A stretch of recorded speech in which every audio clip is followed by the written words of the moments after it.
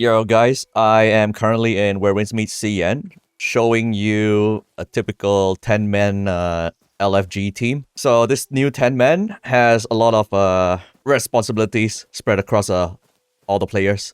And also, range DPS is very much needed in the second fight, the second 10-man raid. So Nameless is back on the menu. Nameless is really good now in CN. Or more like, it has always been decent, but even better now in CN. Nameless, the Umbrella and Fan, I forgot what it's called in Global, like Silkbind. And then the new Rope Dart and Umbrella. They're all good. All the range are good here. And just giving you an idea on what to expect in 10-man raids in the future if you're playing Global. For the first fight, you're gonna split into Team 1 and Team 2. And how we do it in CN is you just look at the team roster over here. So the left column will be Team 1 and the right column will be Team 2. Because the first team has to do a group parry, and after they parry, they get a debuff, and then they cannot parry the second one, or else they'll die. Excuse me. That's why you need two teams to parry. So the first fight is going to be up against Wayfarer, and there will be lots of umbrellas around the map, and everybody, or most people, need to ride the umbrella and avoid it getting hit by AoEs, because if more than one umbrella pops, it's a wipe. So they're probably gonna talk about who does what. Usually they'll say like who's gonna be the one doing umbrellas. Let me like turn up the music. Okay, he says we're just gonna start and figure out. Alright. So at the beginning, as per usual, like in every raid, avoid red AoEs, parry red AoEs, avoid yellow AoEs. There's one particularly really dangerous red AoE where he does a fan-shaped cone in front of him. If you're in front of him, you're gonna die, like one shot. There's no way to perfectly parry that. You either go away and parry one line, or just run away, get behind him. This one. You see how someone's already dead? So this one, you really don't want to greet that, just disengage. Either get out of the way, or move away and parry one line. This one, 3 times parry. And now he's gonna drop umbrellas around the map. And then I'm gonna pan my camera and show you. So that one, where you can use Cloud Step. So for that one, you just need to avoid all the red AoEs. Don't let the umbrellas get hit. And then it's done. And now he's gonna knock everyone out of the ring. Everyone grabs an umbrella and move it back into the dome over here. Just like drop it out here. You're gonna need the umbrellas a lot to avoid certain AoEs. So this one you can just ignore this red circle. Right, so you're gonna see AoEs around 2 players at a time. Like that. If you get this AoE, you need to go underneath an umbrella and hide away from that damage. This yellow AoE he's doing right here causes a huge knockback. But Peng has super armor, so I don't have to care. Alright, now he's down. Let's keep going. So this team is pretty good. Like, we're doing quite a lot of damage. I am number 2 with Peng Tao. Number 1 has quite a gap. Right, so he's gonna continue the mechanic. If you have a yellow ring on you, you need to go underneath an umbrella. But the thing is, the yellow ring drops on you twice. So you need to take the damage once and then go underneath an umbrella, because you don't want to waste too many umbrellas. We're gonna need the umbrella for other things, which is this one. Now he opens up a shield. There's a big red parry circle in the middle of the map. 5 people needs to go in, and you need to succeed 3 parries in it, or else it's a wipe. Somebody needs to drop an umbrella into that AoE as well. And then you see now there's 2 more circle AoEs. You need to drop umbrellas in it. So if it's green, it means there's already an umbrella, because having an umbrella there reduces his shield after that. And then he does it again. And now second team will do it. So I'll be second team. I'm just gonna greet a bit. Okay, I'm gonna go in, use my flute, get some damage in. And parry. Right, so it's done. Now we just need to focus on breaking the shield. 2 people will put umbrellas. So it's green now, it's already in. The next mechanic, he's gonna summon a clone, and that clone is gonna mark the player and chase the player. If the clone gets to the player, he's dead, like gets one-shotted. And then 2 umbrellas will spawn. 2 people needs to get on the umbrella and crash into the clone. to damage the clone. So watch. So that's the clone. 2 umbrellas. See how they're gonna crash into the clone? Not. They're not crashing into the clone. Come on, come on, come on, come on, come on, come on. There we go. 4 times parry. Alright. So that's pretty much the end of all the mechanics. He's just gonna rinse and repeat at this point. He's gonna throw out that red fan AoE cone again that one-shots people. He's gonna throw out more umbrellas that you need to drive around to dodge. And then also he's gonna kick everyone out. So I'm gonna get on an umbrella once it shows. Some of you might be thinking like, how the hell do you even see with all these effects on the screen? Well, the thing is, you don't. You just need to run your own rotation and also watch the mechanics. Alright.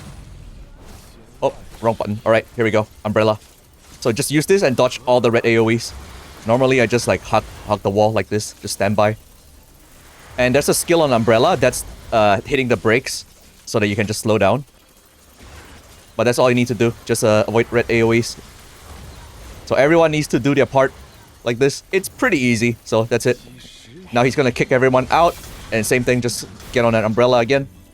This one, usually you'll get in the way of somebody else. Like somebody else gonna get the same umbrella as you. And then you're just gonna react quickly and quickly jump into another umbrella. So rinse and repeat again.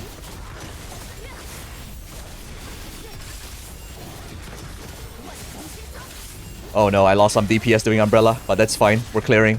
So that's it. That's for the first fight. Second fight is a lot more time sensitive. Like once the mechanic starts, you need to go fast. You need to go really fast. Second fight is where range DPS gets really important for 2 reasons. One is killing the ads, and the other one is forming a tether, like a triangle around the boss. That's why you need to do damage while at it. So what's gonna happen is there's gonna be like 3 orbs at the end of the map that are gonna be like stations, and you need to jump to it and interact with it, and then you'll get electric charge. And then when you're near enough to another player, it's gonna form an electric tether, and that electric tether is gonna help free players because this boss is gonna imprison a player. So you need 2 people grabbing the charge and then just let the laser touch them, the electric touch them, and then they'll be free. And the other one is that she's gonna occasionally drop yellow AoEs on people. If you get a yellow AoE, you wanna like run all the way to the edge of the map and drop it because it's gonna leave a force field that knocks you out when you stand in it. And not only that, what happens after the AoE drop is there's gonna be an ad, like a sword that you need to kill. And since the sword has a shockwave around it, melees get fucked in this fight. Like you can't even go inside and kill the sword. You need range DPS to kill the sword. That's why range is so good here. For melee, the most you can do to help is playing the flute, things like that. So you see, you have lots of range characters. Like right now, as of this meta, like this patch, it's probably impossible to clear without range. You might not have enough damage due to her shield phase. So now that you got the gist of the fight, I'll just explain more as I go again. So we have 2 umbrellas and 1 nameless sword. I wish I was the tank. Somebody else has higher goose level than me, so they got the tank role. Tanks usually get to skip a lot of mechanics. Okay, the beginning. She has a red AoE combo, and if you're greedy and get hit by it, you're dead. Like if you get hit twice by it, it's over. You're dead. That one. 1, 2, 3, 4. So for now, nothing happens. She's gonna mark 1 player, and they're gonna get imprisoned. Whoever gets imprisoned, just move away from the crowd because they're gonna put a shockwave around them. Yeah, this yellow mark. So he's not moving. Okay, he's moving now. So yeah, he becomes an orb. 2 player touches him with the lightning, and then he gets free. That's it. And then the next mechanic would be this one. She's gonna put a cone and then a 360 AoE. Just get out of the way because it's a one-shot. Oh, those people use iframes. The next mechanic would be another yellow AoE that would be dropping the sword at. That's the one where you need to go all the way out. This one, this big yellow one. All the way out to the ring because it's gonna screw everyone else if you drop it in the center like that. So you see that sword inside? That's where range DPS comes in. Melee can't do anything. This is what happens when melee goes in. You just get knocked out. Now she's imprisoning somebody else again. So they need to jump all the way to the end, get the charge, and jump at the same time and free them. So that's the mechanic. Okay, she's exhausted. She's down. Nice. Next mechanic would be the big mechanic where she forms a shield around her. And then the 3 people in charge of the charges, they need to touch the charge and surround her. That's it. And then everyone else breaks the DPS, breaks the shield. So like this. She has a shield now. See how they grab the charge? They're gonna come in. So this triangle slows down her charge.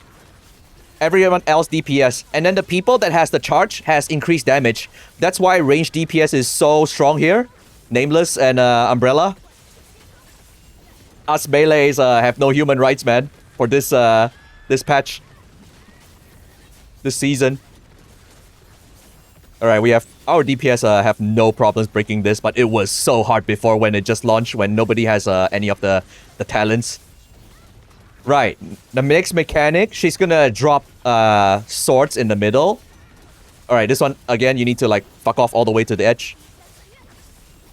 Okay, that guy did it wrongly. He placed it all the way in the south. That's gonna block the station, the charge station. So when the person needs to take the charge, they need to like get around the shockwaves to get to the boss. So don't put the ring in front of the stations. Anyway, next mechanic, she's gonna put a yellow circle in the middle of the map, and it's gonna spawn 4 swords at once. And you need to kill all 4 of the swords within 5 seconds of each other dying, because if not, they're gonna revive each other. So usually here, you just play the flute so that they all die equally. So just watch the HP and adjust.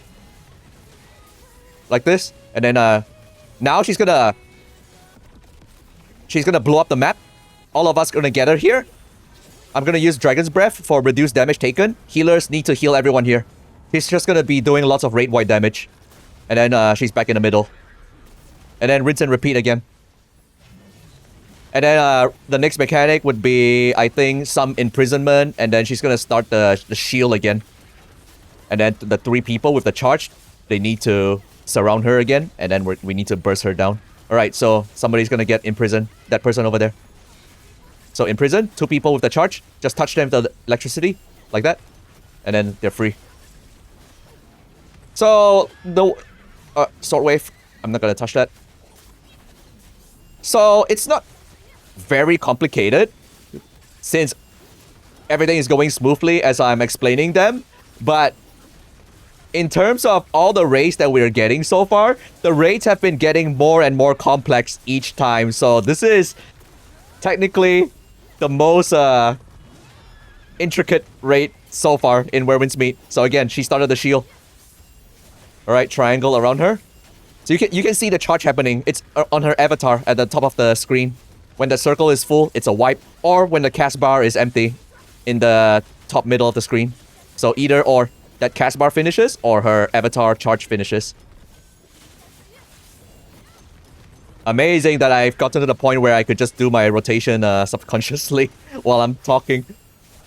But that's all the mechanics. The last mechanic that you haven't seen is that she's gonna imprison 3 people at once. Oh, that's the one. This is the one. So she's gonna imprison 3 people. And they're gonna get forced into the middle of the map. And for 30 seconds, either you heal them for 30 seconds, or 3 people get the charge and jump at the same time to free all of them, which is a bit hard to do.